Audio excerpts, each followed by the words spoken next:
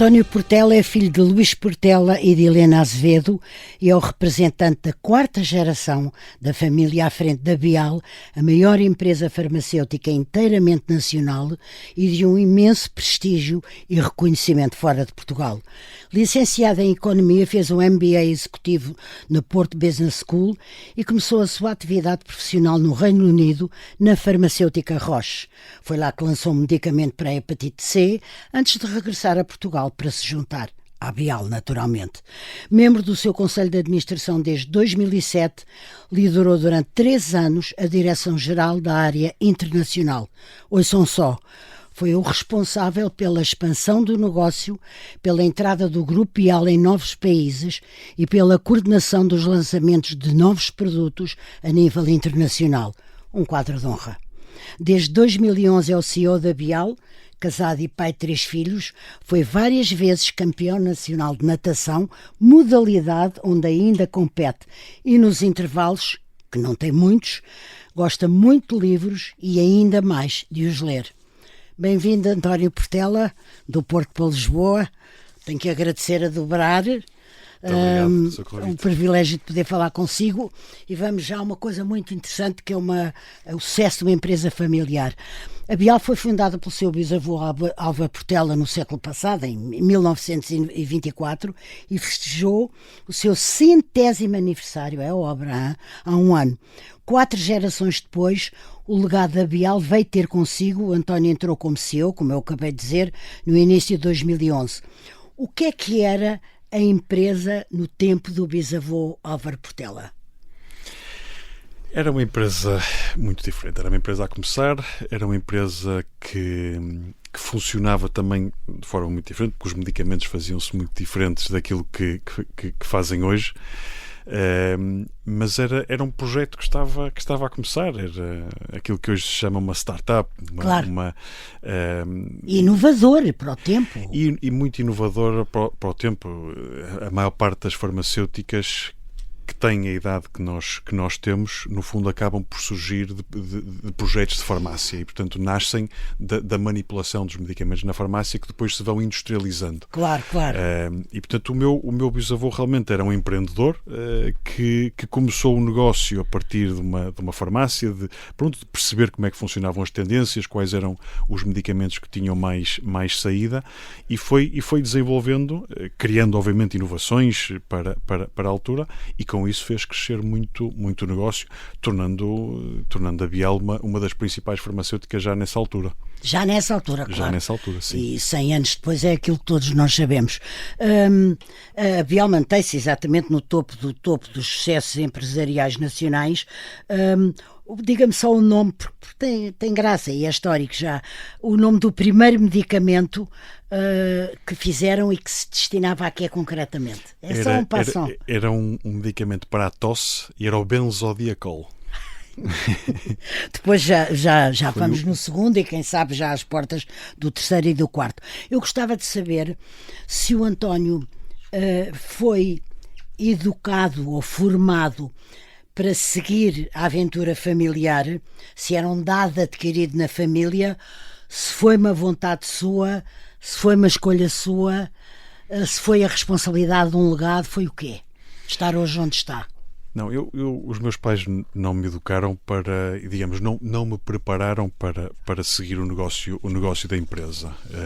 Eu acho que os meus pais me prepararam para eu ter, ou procuraram-me ajudar para que eu pudesse ter sucesso na vida. Aliás, eles às vezes costumavam-me dizer, digamos, estuda, faz aquilo que vais a fazer, porque aquilo que tu fizeres, no fundo, é como se tivesse um seguro que te serve para fazeres aquilo que depois quiseres fazer. Claro. E, portanto, vais... Criava-se aí uma base forte. Sim. E uma sustentabilidade. Sim, e foi isso. Eu acho que foi isso que sempre os meus pais me procuraram incutir, independentemente do negócio familiar. De existir a Bial, sim. Claro que, digamos, uma coisa não é indissociável da outra, não é? E, portanto, eu fui sempre crescendo com a empresa era muito mais pequena na altura, e, portanto, o meu pai levava-me de vez em quando à empresa, a mim e aos meus irmãos. Quantos são? Somos 3. Eu sou o mais velho, tenho uma irmã que é professora de matemática no meio, e o meu irmão mais novo, que também está comigo lá na empresa, também é administrador lá na empresa. E, portanto, somos 3, com 2 anos de diferença, mas nunca sentimos de nenhum dos meus pais, nem do meu pai, porque obviamente era ele que geria a empresa, a pressão de ter que trabalhar na empresa ou de ter que seguir para trabalhar. Eu acho que sempre nos deixaram escolher aquilo que nós quiséssemos escolher. E você escolheu economia. Eu escolhi estudar economia, e fazer o Master depois. E depois fiz um MBA. Aí já estava a trabalhar na Bial quando fiz o MBA. Escolhi economia porque gostava, mas tal como eu escolhi isso, o meu irmão também escolheu economia. A minha irmã, desde muito cedo, disse que queria ser professora de matemática. E, portanto, escolheu matemáticas porque queria ser professora de matemática. E, portanto, desde muito cedo ela sabia o que queria. Sabia o que queria, que não era o negócio da empresa. Que ela acompanha e vê connosco, mas o que ela gosta é de ensinar e, portanto, seguiu essa via. Eu acabei por ir para a empresa.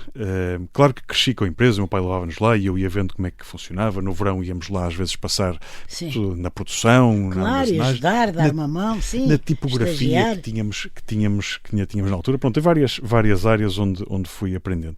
Embora, digamos, a área das ciências nunca foi uma das áreas que eu gostasse mais quando estudava. Eu gostava mais da área das matemáticas e por isso também segui economia. Mas tinha, mas obviamente tinha muito respeito pela empresa e pelo legado, pelo projeto, tinha muito respeito por isso. E há bocadinho a Maria João começou dizendo que eu tinha começado a trabalhar fora na Roche, e uma das razões que eu fui para fora foi porque eu não quis começar a trabalhar na empresa. Exato, mas de qualquer maneira foi para uma farmacêutica. Fui. Eu não quis começar a trabalhar na empresa da família porque achei que ia ser, digamos, demasiado protegido, por um lado. Mas, por outro lado, tinha curiosidade em saber como é que funcionava uma farmacêutica e digamos, e o que é que podíamos fazer. E também para mim era importante perceber, não tendo eu um background científico, como é que eu podia contribuir numa empresa farmacêutica. E acho que os 4 anos que estive na Roche, em Inglaterra, me deram a perceber isso. Quer dizer, eu não preciso de estar na ciência, eu não preciso de estar no desenvolvimento de novos medicamentos. Para saber gerir e para contribuir para a melhoria da vida das pessoas. E isso foi uma das coisas que me impactou logo muito, foi perceber o impacto que nós conseguimos ter na vida das pessoas, o quanto nós conseguimos melhorar a vida das pessoas com os medicamentos que desenvolvemos. E é verdade que a indústria farmacêutica precisa de cientistas e precisa de uma área de investigação muito forte, mas também precisa de gestores que saibam fazer a gestão organizar, ensinar, produzir tudo isso, claro. E com isso, digamos, portanto, aí eu percebi, eu posso ter um impacto grande. E, portanto, claro, e depois então quis voltar e começar a trabalhar na Bial. E mesmo assim fez um remédio para a hepatite C, um medicamento. Lançou, exatamente. Ajudei a lançar o verbo é lançar. Exatamente. Ainda quando estava na Roche. Quando estava na Roche, eu trabalhei. A Roche era em que sítio de Inglaterra? Era um bocadinho a norte de Londres, em Welwyn Garden City. E, portanto, eu trabalhei como delegado de informação médica durante 1 ano e meio e depois então trabalhei no escritório na parte do marketing, e foi aí que tive a oportunidade de lançar um medicamento para a hepatite C e realmente perceber o impacto que tem hoje, e a evolução da ciência é extraordinária. Nós, na altura, os doentes com hepatite C acabavam por desenvolver complicações muito grandes e depois acabavam por falecer.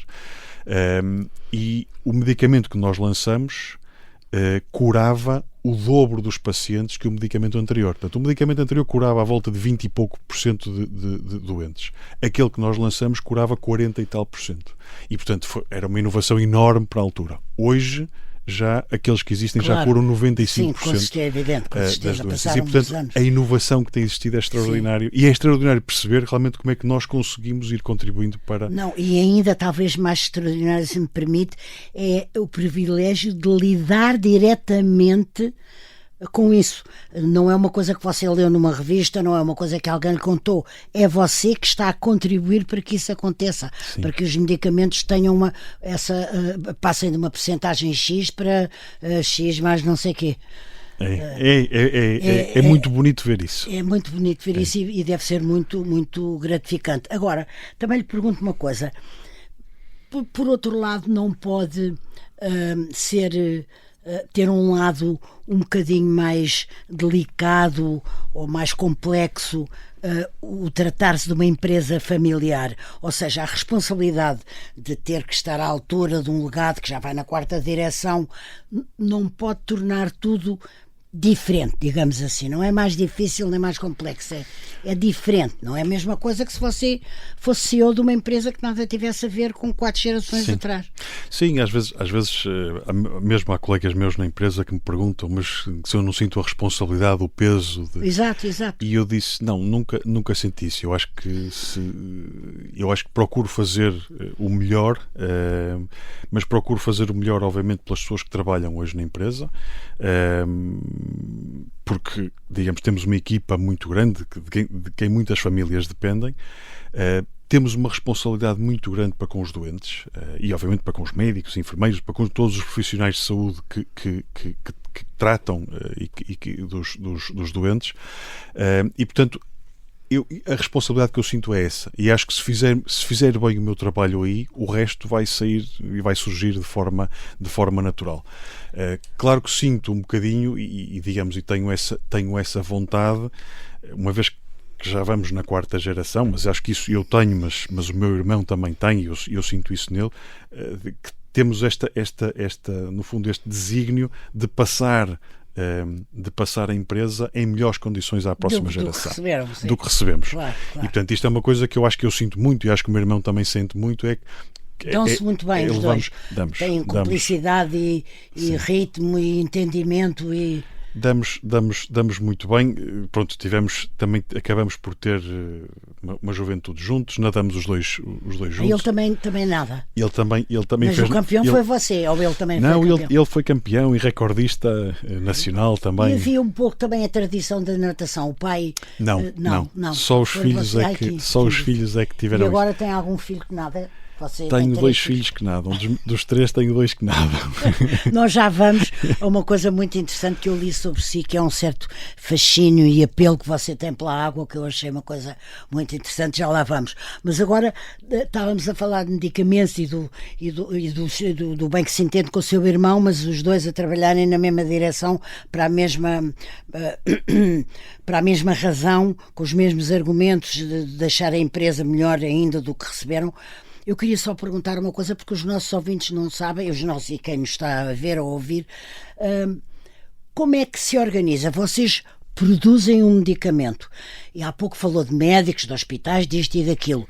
Depois lançam no mercado, mas isso pressupõe conversas prévias com elementos da ciência, com membros da ciência. Sim. Com professores, com académicos, com médicos. Como é que é? Explique-me só um bocadinho o circuito.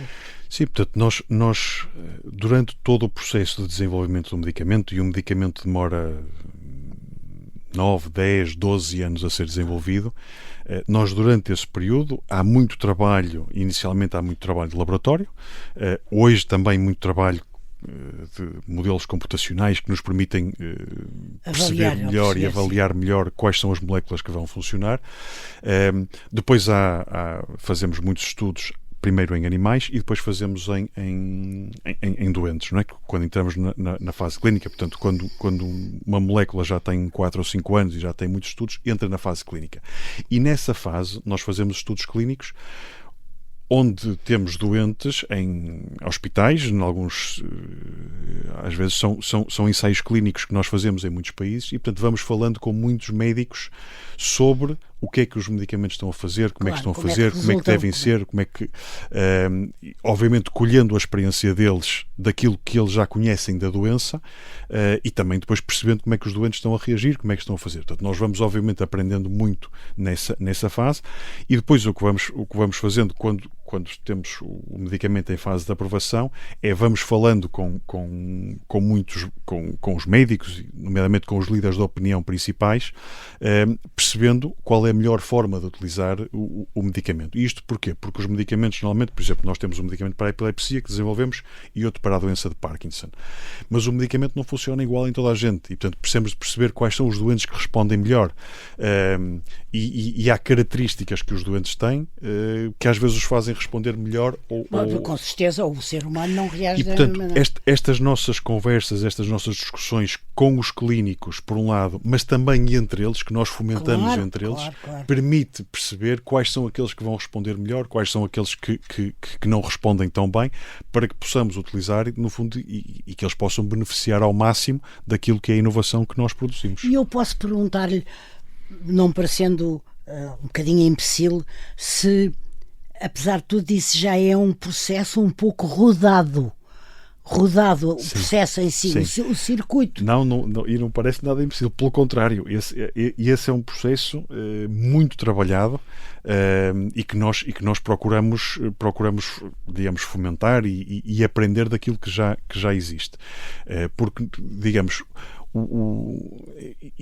este é um processo que só funciona quando nós estamos em harmonia com os profissionais de saúde, porque sem isso não conseguimos, não conseguimos fazer. Metade? Exatamente. Claro. E portanto tem que haver aqui muito diálogo, tem que haver muita percepção de parte a parte, como é que nós podemos fazer, como é que os doentes reagem, de percebermos muito bem como é que o medicamento funciona, quer ao nível tanto da eficácia, quer ao nível da segurança. E portanto este trabalho prévio é muitíssimo importante. Eu digo prévio, complexo, mas também depois durante. É muito importante, à medida que vamos ganhando experiência, poder também partilhar essa experiência e que os próprios clínicos, aqueles que têm mais experiência, vão partilhando com os outros mais novos a experiência que têm. Em quantos países é que já fazem isso? Porque disse-me que com os países lá fora, com os médicos lá de fora... Sim, nós hoje vendemos os nossos medicamentos, vendemos em cerca de 50 países. Aqueles que nós desenvolvemos estarão em cerca de 40 países. Portanto, nós já temos alguns...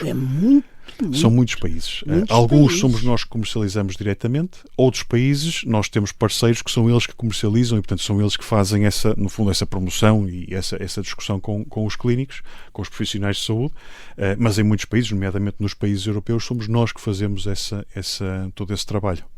Ou seja, a sua segunda morada é um avião. Passo muito tempo em aviões e aeroportos. É verdade. Mas pelo menos aí ao menos estamos sossegados com os nossos livros e os nossos dossiês. Vamos só fazer aqui uma pequena pausa. Esperem por nós, voltamos já a seguir.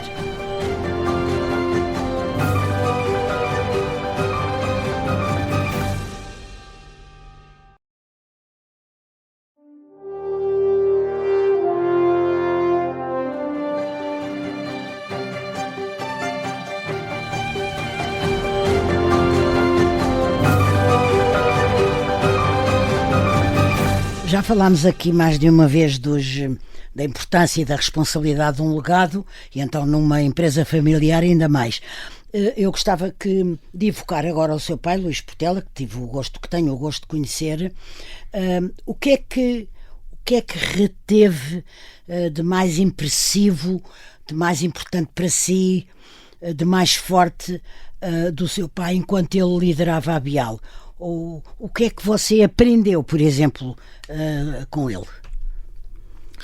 Bem, o que é que o marcou? Aprendi muitas coisas. Algumas marcaram muito e acho que tenho mas aprendi muitas coisas com ele. Acho que uma das principais é a capacidade de trabalho que meu pai tem. Que realmente era extraordinário. Eu lembro de ser miúdo, de ser estudante e ver as horas que ele dedicava, as horas que ele passava, focado a trabalhar e no fundo a tentar fazer aquilo que ninguém tinha feito ainda, em termos do que era, que eu na altura não percebia o que é que ele estava a tentar fazer, mas a capacidade que ele tem de trabalho, obviamente um homem com, digamos, muito inteligente, mas que alia essa inteligência a uma capacidade de trabalho fantástica. Por outro lado, o meu pai tem um foco e uma capacidade de resiliência absolutamente extraordinários e, portanto, A resiliência é bom ser. Não desista à Não primeira, desiste, nem à pois. segunda, nem à terceira. E, portanto, quando quer fazer uma Naturalmente, coisa... nunca desiste. Sim, o que às vezes pode Sim. tornar numa coisa não, Sim. não tão boa, mas neste Sim. caso eu acho que, pronto, eu acho que aquilo que ele e a equipa dele conseguiram fazer deve-se muito ao foco que ele tinha em conseguir fazer isso e manter essa digamos, essa forma de trabalhar muito. Depois, digamos, uma dedicação quer à empresa, aos colaboradores da empresa, aos doentes, uma dedicação enorme. Digamos, e a integridade, os valores que ele sempre procurou transmitir a toda a organização. Quais? Olha, coisas que hoje eu acho que nós às vezes passam um bocadinho ao lado, ou seja, nós procuramos ter muito bons profissionais e temos muito bons profissionais na organização, mas eu acho que, e o meu pai sempre procurou incutir que tivéssemos bons profissionais, mas pessoas que tenham bons valores, que sejam íntegras, que sejam boas pessoas, ou seja, não vale qualquer coisa para chegarmos onde queremos chegar. E eu acho que isso ele sempre passou para a organização, passou nas pessoas em que recrutou, das quais se reuniu, que obviamente depois, digamos, vão por aí abaixo em termos da cadeia na organização. Portanto, eu acho que nós temos hoje uma equipa, obviamente as pessoas vão mudando e vão andando, mas esses valores ficam... Foram semeados por eles? Foram ou muito pelo menos... semeados pelo meu pai, quando a empresa era muito mais pequena. E nós hoje somos uma empresa muito maior, com muito mais pessoas. Quantas são? Somos 750. Realmente, é muito. Mas há um conjunto de valores que já vem de há muitos anos atrás. Por exemplo, diga-me 2 ou 3. A questão da integridade, a questão da seriedade com que se trabalha, a questão do respeito pelos outros, a questão da harmonia em que nós conseguimos trabalhar. Acho que são valores que o meu pai sempre incutiu na organização e que hoje continuam a existir e continuam a fazer parte daquilo que nós fazemos. Agora pergunto-lhe assim, como é que eu ia dizer? Você definiu tão bem o seu pai e eu pergunto-lhe o seguinte: consegue definir-se tão bem a si próprio? Eu acho que é sempre mais difícil, ou sempre bastante difícil nós definirmos a nós próprios. Eu acho que por isso é que eu lhe pergunto. É um exercício acho que difícil. devem ser os outros a fazer isso. Eu acho que não sou em muitas coisas, acho que em algumas coisas sou muito parecido com o meu pai. Há outras que sou obviamente diferente. Pronto, somos diferentes certeza. na forma de estar, os tempos também são diferentes. Eu fui educado de forma diferente daquilo que ele foi, portanto acho que sou diferente nele. Eu acho que também a própria fase que a empresa tem também corresponde a um outro passo, outro andamento. Digamos, aquilo que o meu pai fez é trazer uma empresa muito pequenina que não tinha grande diferenciação face ao resto que existia. Eu hoje tenho uma empresa que tem uma grande diferenciação, que tem gente de muita qualidade. Acha, por exemplo, que uma boa definição sua era a diferenciação? Ter sido capaz dela, de introduzir na Bial? A diferenciação, eu acho que sou mais uma pessoa de consensos, digamos. Eu acho que o meu pai era digamos, pelo período foi mais de construção. Eu sou mais uma pessoa de consensos, de procurar adaptar a organização ao crescimento internacional. Digamos, eu acho que uma das minhas grandes... Um dos cunhos que eu acho que vou deixar na organização é a questão da internacionalização da empresa. Quando eu peguei na empresa, mais de 80%. Eu li isso na entrada, exatamente. Mais de 80% da nossa faturação estava em Portugal, e hoje temos cerca de quase 80% fora de Portugal. E, portanto, essa abertura da organização, obviamente, a outros países, a outras culturas, a outras formas de estar e trabalhar, precisam de características diferentes e, portanto, claro. eu acho que tenho aí algum peso naquilo que fomos fazendo. E como é que é o seu processo de decisão? Você decide nos aviões quando está sozinho ou quando tem algum momento para si, antes de adormecer, reúne a sua equipe? Como é que decide? Como é que estrutura o seu processo de decisão? Eu dizia-lhe há bocadinho, eu sou uma pessoa de consensos. Eu gosto de procurar consensos entre a minha equipa. Então é a equipa, sim. Na forma como chegamos a conclusões. Mas nem sempre é possível fazê-lo. E, portanto, às vezes nós temos que ser nós a tomar as decisões. E às vezes, quando tenho tempo, penso, às vezes as respostas vêm nos momentos mais inesperados. Sim. Às vezes, quando estou à espera, quando estou a pensar e abstrai-me um bocado de onde estou, e é verdade, passo bastante tempo às vezes em aeroportos, aviões, ou quando estou a nadar, também me ajuda a pensar e me ajuda a refletir. Nada quantas vezes por semana? Nada 3 vezes por semana. Sim, haja o que houver. E quando está no estrangeiro, procura hotéis com piscinas ou com ou ginásios? Ou hotéis que tenham piscinas próximo que me permitam ir nadar. Sim. E vai de madrugada, porque deve ter reuniões cedo. E normalmente procuro piscinas que abram às 6, 6:30 claro, para poder ir nadar. Aliás, aqui em Lisboa faço o mesmo. Vou nadar à piscina de Estado Universitário às 6:30, quando aqui estou. Sim. É mesmo, quer dizer, não gosto nada da palavra vício, é uma necessidade, um gosto, uma coisa da qual... Faz muito bem. E mentalmente, mentalmente e fisicamente, claro. faz muito bem ir, porque me faz sentir bem, me faz dormir bem. E poupa-lhe o ginásio. Sim, é verdade. Não, exatamente, não é? Eu não gosto muito de ginásios. Portanto... eu também gosto mais de água do que de ginásio. Estávamos a falar de decisão. Eu posso perguntar-lhe quantas decisões pode vir a tomar num só dia? Pode, por exemplo, estar um mês sem tomar uma grande decisão, ou uma média decisão, não interessa, uma decisão que seja considerada importante. E pode ter 3 ou 4 que tomar num dia. É porque o seu trabalho é de tal maneira diferente daquilo que a gente pode imaginar. Sim, mas fundo, eu diria que todas as semanas... Começar de raiz um medicamento. Eu diria que todas as semanas tenho decisões importantes para tomar. Claro que há semanas que tenho decisões mais importantes e que têm muito peso, mas decisões... Eu diria que todas as semanas tenho algumas decisões com peso para tomar. Algumas de mais de curto prazo, outras de médio ou muito longo prazo, porque pronto, a nossa indústria funciona muito a longo prazo, e portanto há decisões que nós, e isso é uma coisa que realmente eu tenho aprendido nos meus, que já são quase 15 anos como presidente executivo da empresa.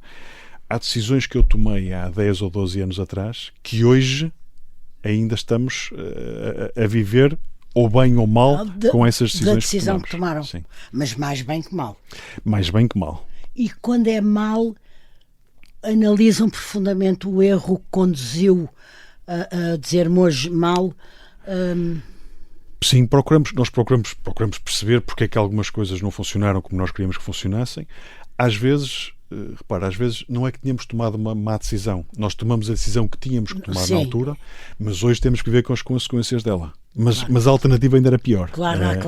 E, portanto, não é tanto não é um erro. Não. Era a decisão que se impunha. Dou-lhe um exemplo talvez das decisões mais difíceis que eu tive que tomar quando Portugal esteve intervencionado pela Troika. Na altura, o Ministro da Saúde cortou 30% aos preços dos medicamentos em Portugal. E, portanto, na nossa faturação, Portugal valia 80%, e, portanto, cortar 30% à margem foi cortar uma fatia enorme da margem que nós tínhamos. E nós tínhamos muitos ensaios clínicos a fazer, muitos processos de desenvolvimento que era para os próximos anos. E, portanto, nós tivemos que parar parte de algumas das coisas que estávamos a fazer, tivemos que as parar na altura. Nós hoje ainda estamos a viver com as consequências de ter parado algumas dessas coisas que hoje nos fazem falta para aquilo que nós precisamos de fazer. Alguns projetos que nós tínhamos de medicamentos podiam ter dado ou podiam não ter dado, mas nós tivemos que os parar na altura porque não tínhamos capacidade financeira para fazer. E, portanto, eu aí não diria tanto foi uma decisão errada ou mal, foi a decisão que tivemos que tomar, mas que hoje ainda estamos a viver com as consequências dessa decisão. Há a ideia nas pessoas que, no meu caso, não sou CEO, nem trabalho em empresas, nem nunca trabalharei, nem chegarei a ser CEO de nada, que há a ideia de que os CEOs vivem ou em reunião, sempre em reuniões, em reuniões, em reuniões, ou sempre em aeroportos, aeroportos, aeroportos. Isto, evidentemente, estou a caricaturar um pouco, mas é um pouco assim. E eu gostava de saber como é que, e como me falou do seu hobby de estimação e de eleição, que é a natação, tantos anos, ainda contando com a natação como uma coisa preponderante na sua vida, como é que se gera isto tudo? Eu acho que nós temos que gerir, e é verdade que há muitas reuniões e às vezes parece que cada vez há mais reuniões, mas nós temos que ser muito seletivos nas reuniões que fazemos, também no tempo que dedicamos às reuniões, na parte das viagens. Hoje, e eu realmente viajo bastante, mas, por exemplo, hoje, com a tecnologia que nós temos hoje, quer o telefone, quer os computadores, nós conseguimos trabalhar em viagem, ou seja, eu apesar de ir em viagem, estou quase sempre, no fundo, a trabalhar. E muitas vezes aproveito para ir para fora para despachar muitas coisas, já que estou sozinho, aproveito para despachar muitas coisas, o que me permite ter tempo, e eu mesmo na empresa procuro guardar momentos onde não tenho reuniões, onde tenho tempo para pensar, onde tenho tempo para refletir sobre as coisas, para ler. Que horas é que reflete? Não, tenho momentos durante o dia de trabalho que procuro reservar, com a ajuda da minha assistente, que procuro reservar para ter tempo para ler, para ter tempo para me dedicar a pensar sobre as coisas, a escrever sobre algumas coisas que são preciso pensar, porque senão, se estivermos sempre em reuniões, a gente não consegue, não consegue absorver. Não, precisamos, é preciso fazer esse equilíbrio, e eu acho que é possível fazer esse equilíbrio. O que é que gostaria de fazer?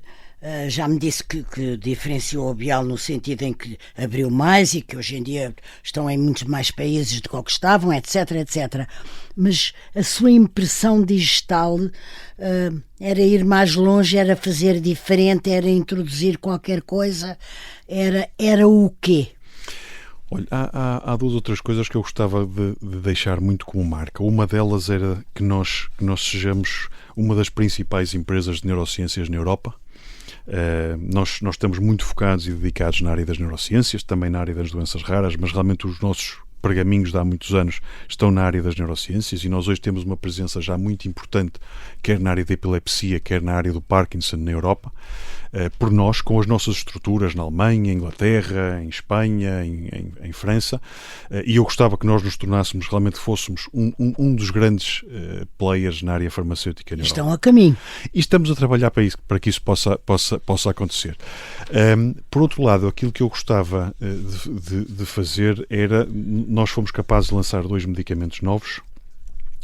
Eu gostava de ser que um dos medicamentos que nós lançássemos enquanto eu estiver na empresa, que fosse um medicamento que fosse capaz, futuros, estamos a falar um dos futuros, que fosse capaz ou de, e pensando que nós trabalhamos na área das neurociências, doenças neurodegenerativas, onde a maior parte dos medicamentos que existem hoje não curam, nem sequer atrasam a progressão da doença. Apenas permitem que as pessoas vivam com melhor qualidade de vida com a doença. Não é a mesma coisa, claro. Aquilo que eu gostava que um dos nossos medicamentos fizesse era que ou curasse ou pelo menos atrasasse a progressão da doença, ou que estabilizasse a progressão da doença. Porque isso seria um passo completamente inovador também para nós, e nos tornaria realmente um player na área das neurociências. E acha que chega lá? É fantástico o que você me está a dizer. Eu gostava muito de chegar e estou a trabalhar para que isso possa acontecer.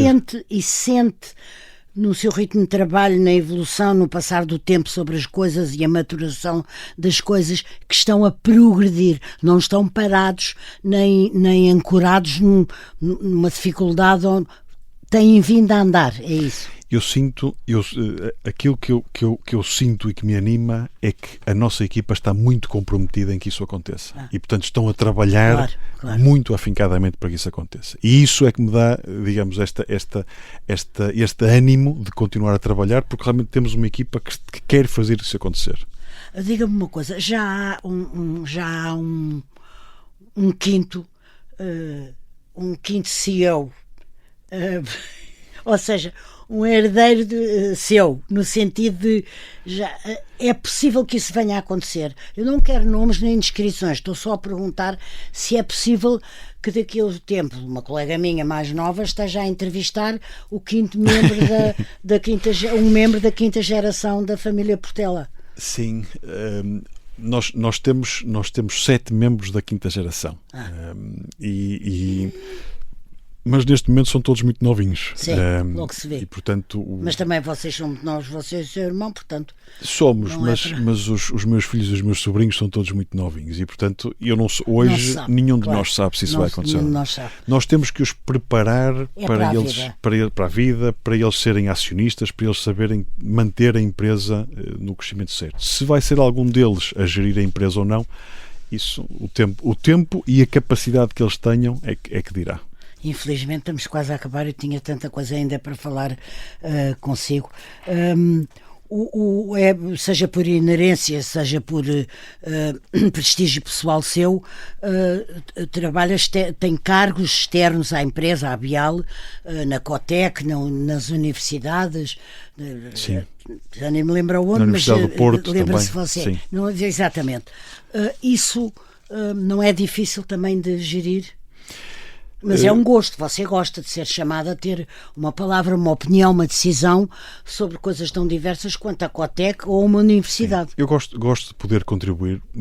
Procuro não ter muitos, procuro ter 3 ou 4 por ano, reuniões, sim. Onde posso contribuir, porque acho que esses cargos, eu acho que nós damos um bocadinho da nossa experiência também nessas posições, mas temos que ser capazes de ter tempo, obviamente, para poder fazê-lo. E eu faço com gosto quando me pedem para o fazer. E viaja todas as semanas a apanhar um avião? Não viajo todas as semanas, mas viajo muitas semanas. Muitas semanas. E muito longe, mais Europa ou mais Ásia e África? Mais Europa, depois seguido Estados Unidos e Ásia. Estados Unidos e Ásia.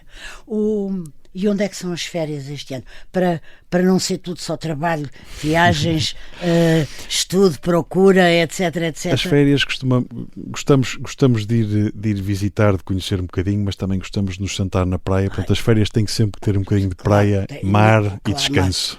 O tal fascínio da água que tem. E para que praia é que vai? Para que zona do país? Ainda não temos decidido. Mas normalmente pode ser dentro e fora do país? Não, costumamos normalmente ir para fora. Sim. Ir para fora. E depois, além disso, vão em família conhecer um património de outros países, cultura de outros países. Uma capital, alguma capital de outros países, gostamos de ir visitar e conhecer também. Olha, António Portela, foi um prazer enorme e um privilégio falar consigo. Desejo que aquela coisa que você dizia, que consigam a cura e não estancar e não atrasar uma doença. Muito obrigado. Obrigada, sou eu.